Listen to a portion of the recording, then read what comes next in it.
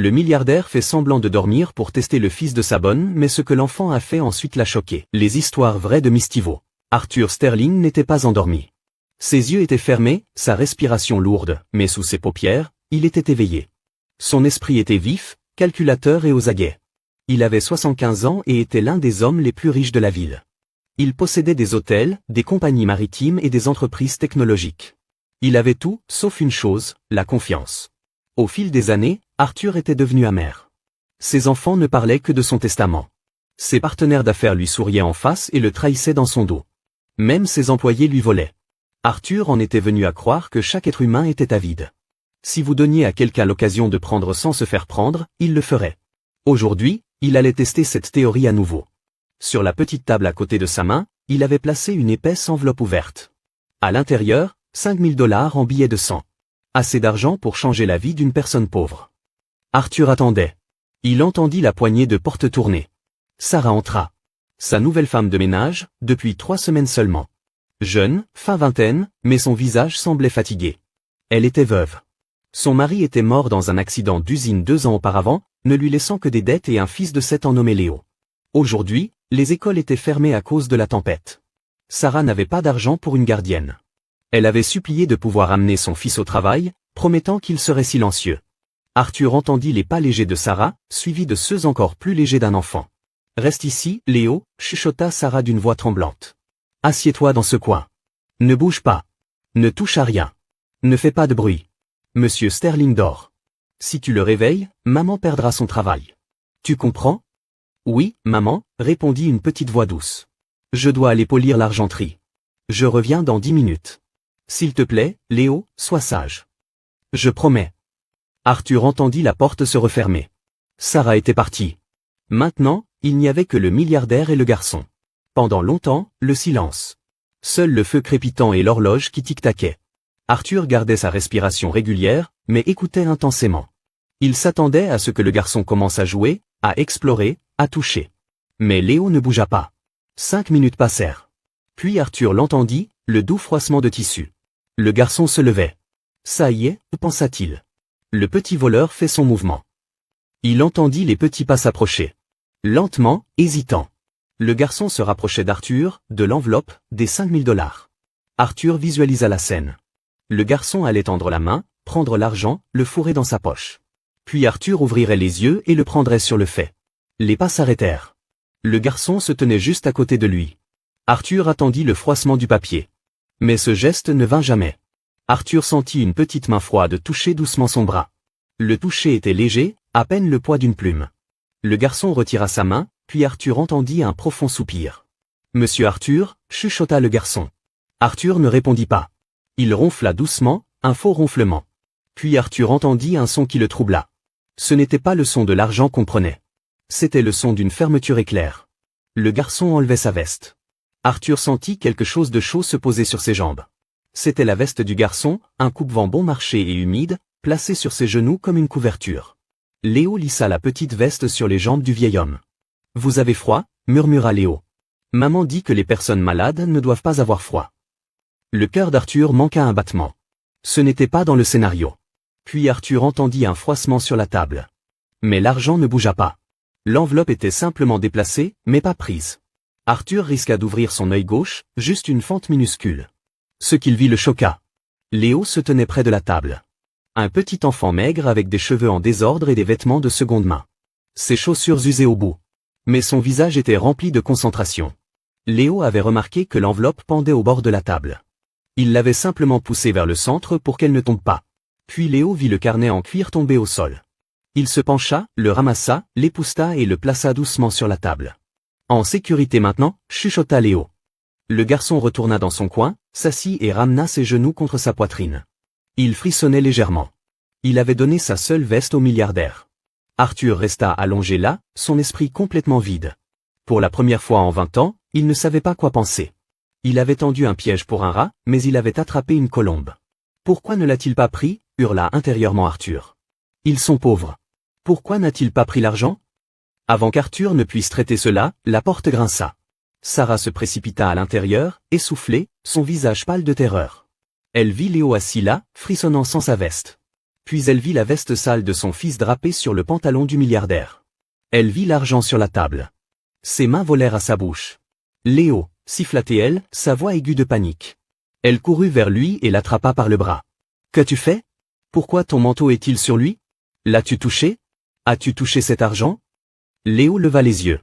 Non, maman. Il frissonnait. Je voulais juste le garder au chaud, et le papier tombait, alors je l'ai arrangé.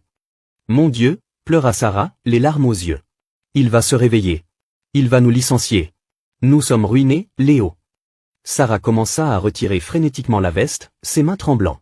Je suis tellement désolée, chuchotait-elle. Arthur sentit la terreur de la mère. Elle avait peur de lui. Peur de l'homme qui terrorisait tellement son personnel qu'un simple acte de gentillesse était vu comme un crime. Arthur réalisa à ce moment-là qu'il était devenu un monstre. Il décida qu'il était temps de se réveiller. Arthur laissa échapper un gémissement et bougea dans son fauteuil. Sarah se figea, serra Léo contre sa poitrine et recula vers la porte. Arthur ouvrit les yeux. Il cligna des yeux, puis baissa lentement son regard vers la femme terrifiée et le petit garçon. Il afficha son meilleur visage grognon. Quoi? Grogna Arthur. Qu'est-ce que tout ce bruit? Un homme ne peut-il pas se reposer dans sa propre maison?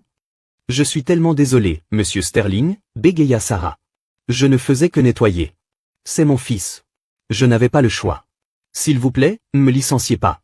J'ai besoin de ce travail. Arthur les fixa. Il regarda l'enveloppe d'argent sur la table, exactement là où Léo l'avait poussée. Il se redressa et prit l'enveloppe, la tapotant contre sa paume. Garçon, tonna Arthur. Léo jeta un coup d'œil de derrière la jambe de sa mère. Oui, monsieur. Viens ici, ordonna Arthur. Sarah serra l'épaule de Léo. Monsieur, il ne voulait pas. J'ai dit, viens ici. Léo s'éloigna de sa mère et marcha lentement vers le fauteuil, ses petites mains tremblant. Il s'arrêta devant Arthur. Arthur se pencha en avant, son visage à quelques centimètres de celui du garçon. As-tu mis ta veste sur moi? Demanda Arthur. Léo déglutit. Oui, monsieur. Pourquoi? Je suis un étranger et je suis riche. J'ai un placard plein de manteaux. Pourquoi me donnerais-tu ta veste? Léo baissa les yeux, puis les releva. Parce que vous aviez l'air d'avoir froid, monsieur. Et maman dit que quand quelqu'un a froid, on lui donne une couverture, même s'il est riche. Le froid, c'est le froid. Arthur fixa le garçon. Le froid, c'est le froid. Une vérité si simple. Comment t'appelles-tu, mon garçon? Léo, monsieur. Arthur hocha lentement la tête. Il regarda l'argent dans sa main. Le test n'était pas terminé. Il voulait en savoir plus. Arthur fourra l'argent dans sa poche intérieure. Tu m'as réveillé, grogna Arthur. Je déteste être réveillé. Sarah laissa échapper un sanglot. Nous partons, monsieur. Non, dit Arthur sèchement. Vous ne partez pas. Nous partons, monsieur, répéta Sarah, attrapant la main de Léo. Arrêtez. La voix d'Arthur claqua comme un fouet. Sarah se figea et se retourna lentement. Je n'ai pas dit que vous pouviez partir. Arthur pointa un doigt vers le fauteuil. Regardez ceci. Sarah regarda. Il y avait une petite tache humide sur le tissu. Mon fauteuil, dit Arthur. C'est du velours italien importé. Il coûte $200 le mètre, et maintenant il est ruiné. Je vais le sécher, monsieur, bégaya Sarah. Je vais chercher une serviette. L'eau tache le velours, mentit Arthur. Il se leva, s'appuyant sur sa canne. Il doit être restauré professionnellement. Cela coûtera 5 cents. C'était la deuxième partie du test. Il voulait voir si la pression briserait leur lien. Sarah regarda la tâche, puis Arthur. Des larmes coulaient sur son visage. Monsieur Sterling, s'il vous plaît. Je n'ai pas $500. S'il vous plaît, prélevez-le sur mon salaire. Je travaillerai gratuitement. Ne faites simplement pas de mal à mon garçon. Arthur baissa les yeux vers Léo. Et toi, qu'as-tu à dire pour ta défense? Léo fit un pas en avant. Il ne pleurait pas. Il fouilla dans sa poche. Je n'ai pas $500, dit doucement Léo, mais j'ai ça. Léo ouvrit ses petits doigts. Au centre de sa paume se trouvait une petite voiture jouet cabossée. Il lui manquait une roue. La peinture était écaillée. Mais la façon dont Léo la tenait, on aurait dit qu'il tenait un diamant. C'est Eddie le rapide, expliqua Léo. C'est la voiture la plus rapide du monde. Elle appartenait à mon papa avant qu'il ne parte au paradis.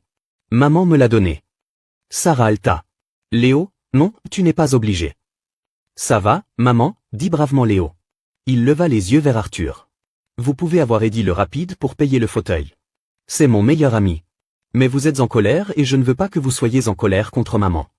Léo plaça la voiture jouet cassée sur la table en acajou. Arthur fixa le jouet.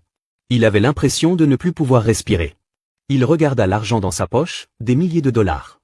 Puis il regarda la petite voiture à 3 roues. Ce garçon offrait son bien le plus précieux pour réparer une erreur commise par gentillesse. Il abandonnait la seule chose qu'il lui restait de son père pour sauver l'emploi de sa mère. Le cœur d'Arthur, gelé pendant tant d'années, se fendit grand ouvert. Il réalisa que ce garçon, qui n'avait rien, était plus riche qu'Arthur ne le serait jamais. Arthur ramassa la petite voiture. Sa main tremblait. « Tu me donnerais ceci pour un fauteuil mouillé ?»« Oui, monsieur, » dit Léo. « Est-ce suffisant ?» Arthur ferma les yeux. Il pensa à ses propres fils qui ne l'appelaient que pour de l'argent. Il ne lui donnait jamais rien. Il ne faisait que prendre. « Oui, » chuchota Arthur, ouvrant les yeux. Ils étaient humides. « Oui, Léo, c'est suffisant. C'est plus que suffisant. » Arthur se laissa retomber dans son fauteuil. Le jeu était terminé. Il ne pouvait plus jouer le méchant. « Sarah, » dit Arthur, sa voix changeant complètement. « Asseyez-vous. S'il vous plaît. » Sarah s'assit avec hésitation sur le bord du canapé, tirant Léo sur ses genoux. Arthur regarda la petite voiture dans sa main. « J'ai une confession à faire, » dit Arthur. « Le fauteuil n'est pas ruiné. C'est juste de l'eau. Il séchera en 1 heure. » Sarah laissa échapper un souffle. « Dieu merci. » Et je ne dormais pas. Les yeux de Sarah s'écarquillèrent. « Vous ne dormiez pas ?»« Non. Je faisais semblant. J'ai laissé cet argent sur la table exprès. Je voulais voir si vous le voleriez. Je voulais vous prendre en flagrant délit. » Sarah sembla blessée. « Vous nous testiez ?»« Oui, » admit Arthur. « Je suis un vieil homme amer. Je pensais que tout le monde était un voleur. Je pensais que tout le monde avait un prix. » Il pointa un doigt tremblant vers Léo. « Mais lui, il n'a pas pris l'argent. Il m'a couvert parce qu'il pensait que j'avais froid. Et puis il m'a offert la voiture de son père. » Arthur essuya une larme. « J'ai perdu mon chemin. J'ai tout cet argent, mais je suis pauvre. Vous n'avez rien, mais vous avez élevé un roi. » Arthur se leva, marcha vers la cheminée et se retourna. « Le test est terminé, et vous l'avez réussi, tous les deux. » Il sortit l'épaisse enveloppe d'argent et la tendit à Sarah. « Prenez ceci. » Sarah secoua la tête. « Non, monsieur. Je ne veux pas de votre argent. Je veux juste travailler. »« Prenez-le, » insista Arthur. « Ce n'est pas de la charité. C'est une prime. C'est un paiement pour la leçon que votre fils vient de m'enseigner. » Sarah hésita, regardant les chaussures usées de Léo. « S'il vous plaît, » dit doucement Arthur. « Achetez au garçon un manteau chaud. Achetez-lui de nouvelles chaussures. Prenez-le. » Sarah tendit une main tremblante et prit l'enveloppe. « Merci, monsieur Sterling. »« Ne me remerciez pas encore, » dit Arthur, un sourire touchant ses lèvres pour la première fois depuis des années. « J'ai une proposition pour toi, Léo. » Léo leva les yeux. « Pour moi ? » ?»« Oui. Je vais garder Eddie le rapide. Il est à moi maintenant. Tu me l'as donné. » Le visage de Léo s'affaissa, mais il hocha la tête. « D'accord. Un marché est un marché. Mais je ne peux pas conduire une voiture avec 3 roues. J'ai besoin d'un mécanicien, quelqu'un pour m'aider à réparer les choses ici, quelqu'un pour m'aider à me réparer moi-même. » Arthur s'agenouilla pour être au niveau des yeux du garçon. « Léo, aimerais-tu venir ici tous les jours après l'école ? Tu peux t'asseoir dans la bibliothèque, faire tes devoirs, et apprendre à ce vieux grincheux comment redevenir gentil. En échange, je paierai tes études jusqu'à l'université. Marché conclu ?» Léo regarda sa mère. Sarah pleurait, couvrant sa bouche de ses mains. Elle hocha la tête. Léo regarda Arthur et sourit. Marché conclu. Il tendit sa petite main. Arthur Sterling, le milliardaire qui ne faisait confiance à personne, prit la petite main dans la sienne et la serra. 10 ans passèrent. Le manoir Sterling n'était plus un endroit sombre et silencieux. Les rideaux étaient toujours ouverts, laissant le soleil entrer. Le jardin était plein de fleurs. Par un dimanche après-midi, la bibliothèque était pleine de gens. Des avocats, des hommes d'affaires et un jeune homme nommé Léo. Léo avait maintenant 17 ans. Grand, beau, en costume impeccable. Il se tenait près de la fenêtre, regardant le jardin où sa mère arrangeait des fleurs. Sarah n'avait plus l'air fatiguée. Elle était maintenant à la tête de la fondation Sterling, gérant des millions donnés à des œuvres caritatives chaque année. L'avocat lisait le dernier testament de monsieur Arthur Sterling. Arthur était décédé paisiblement dans son sommeil 3 jours auparavant, dans le fauteuil Bordeaux. Les enfants biologiques d'Arthur étaient là, 2 fils et une fille. Ils avaient l'air impatients, vérifiant leur montre, chuchotant de vendre la maison et de partager la fortune. Ils n'avaient pas l'air tristes. Ils avaient l'air avides. L'avocat, monsieur Henderson, s'éclaircit la gorge. À mes enfants, je laisse les fonds fiduciaires établis à votre naissance. Vous ne m'avez jamais rendu visite sans demander de l'argent. J'assume donc que l'argent est tout ce que vous désirez. Vous avez vos millions. Profitez-en. Les enfants grognèrent mais semblaient satisfaits. Ils se levèrent pour partir. Attendez, dit Monsieur Henderson. Il y a plus. Pour le reste de ma succession, mes entreprises, ce manoir, mes investissements, je laisse tout à la seule personne qui m'a donné quelque chose quand je n'avais rien. Je laisse tout à Léo. La pièce explosa en cris. Les fils étaient furieux. Lui? Le fils de la femme de ménage? C'est une blague. Il a trompé notre père. Léo ne bougea pas. Il tenait simplement quelque chose dans sa main, le frottant avec son pouce. L'avocat leva la main. Monsieur Sterling a laissé une lettre. Il voulait que je vous la lise. Il déplia une note manuscrite. À mes enfants et au monde, vous mesurez la richesse en or et en propriété. Vous pensez que je suis devenu fou. Mais vous avez tort. Je paie une dette. Il y a 10 ans, un samedi pluvieux, j'étais un mendiant spirituel. J'avais froid, j'étais seul et vide. Un garçon de 7 ans m'a vu frissonner. Il n'a pas vu un milliardaire. Il a vu un être humain. Il m'a couvert de sa propre veste. Il a protégé mon argent alors qu'il aurait pu le voler. Mais la vraie dette a été payée quand il m'a donné son bien le plus précieux, une petite voiture jouet cassée, pour sauver sa mère de ma colère. Il m'a donné tout ce qu'il avait, n'attendant rien en retour. Ce jour-là, il m'a appris que la poche la plus pauvre peut contenir le cœur le plus riche. Il m'a sauvé de mourir en tant qu'homme amer et haineux. Il m'a donné une famille. Il m'a donné 10 ans de rire et d'amour. Alors je lui laisse mon argent. C'est un petit échange, parce qu'il m'a rendu mon âme. L'avocat finit de lire et regarda Léo. Monsieur Sterling voulait que vous ayez ceci. Il tendit à Léo une petite boîte en velours. Léo l'ouvrit. À l'intérieur, posée sur un coussin de soie, se trouvait la vieille voiture jouet, Eddie le rapide. Arthur l'avait gardée pendant 10 ans. Il l'avait polie. Il avait même fait réparer la roue manquante avec un petit morceau d'or massif. Léo prit le jouet. Des larmes coulèrent sur son visage. Il ne se souciait pas du manoir, des milliards ou des gens en colère. Il manquait son ami. Il manquait le vieux grincheux qui l'aidait à faire ses devoirs. Léo marcha vers sa mère qui était entrée du jardin. Elle le serra fort. C'était un homme bon, Léo, chuchota-t-elle. Il l'était, répondit Léo. Il avait juste besoin d'une veste. Les enfants en colère sortirent en furie, jurant de poursuivre, mais ils savaient qu'ils perdraient.